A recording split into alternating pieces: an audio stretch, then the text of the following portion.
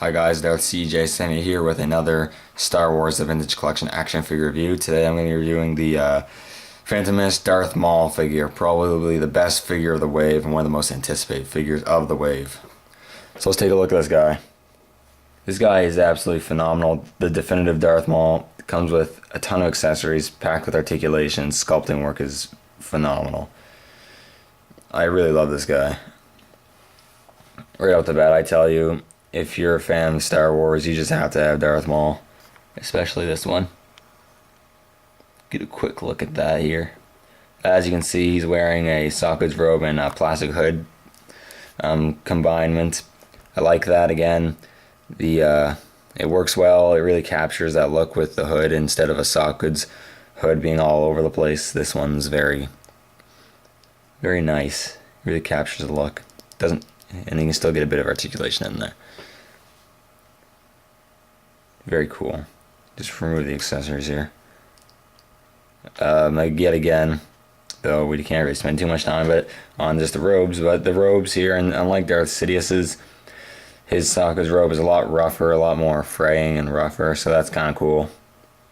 That's different. It's not just fine silk, and then the hood is also very nicely detailed. I'll kind of zoom in on the head with the hood there.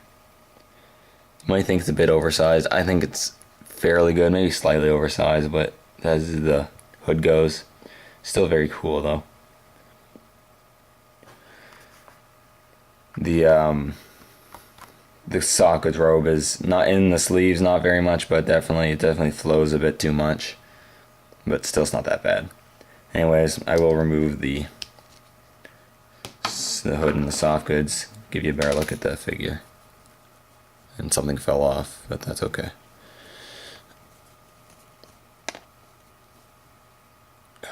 There we go. Darth Maul. So let's just get right on in that head sculpt. So right off the bat, this head sculpt is phenomenal. The horns are really nicely sculpted and painted. The tattoos are almost perfect. And the paintwork is great. The red isn't coming out as well on the camera, but he actually has a very nice dark red for his face, and it definitely looks very nice. His eyes are also perfect. They got the yellow and the red in there with the little black pupils. It's great. Zoom in a bit more there.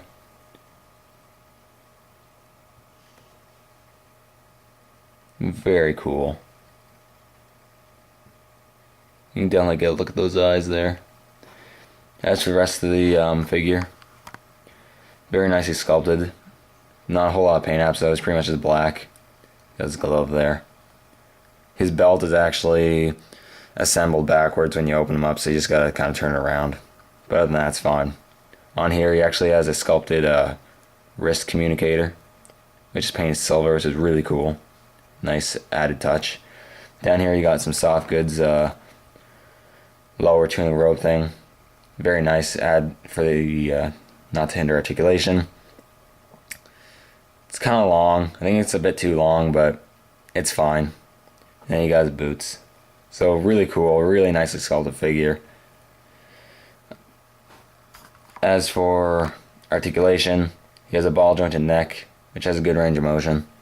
Ball hinge shoulders, ball hinge elbows, swivel wrists, ball jointed torso, ball hinge hips, so you can do his really acrobatic poses.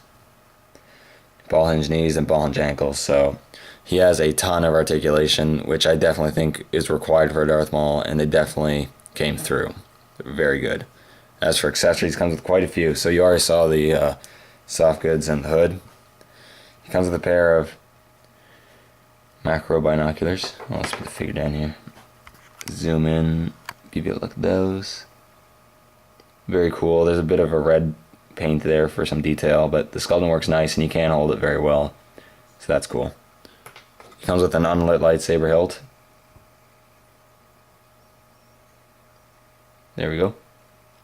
Very nicely sculpted. Has a peg there to go on the belt. It goes on the belt. It goes on kind of weird though, because there's not a whole lot of room because of his bit right there.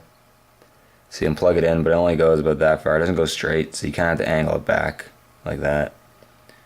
But that's not a biggie deal. That's still pretty cool. I'll just remove that for a second. And then of course he's gonna come with his trademark double-bladed lightsaber, saber staff. Very nicely silver paint for the hilt. It's very nice. And then he does have very nice crimson blades. They're not really coming out here on the camera, but very good.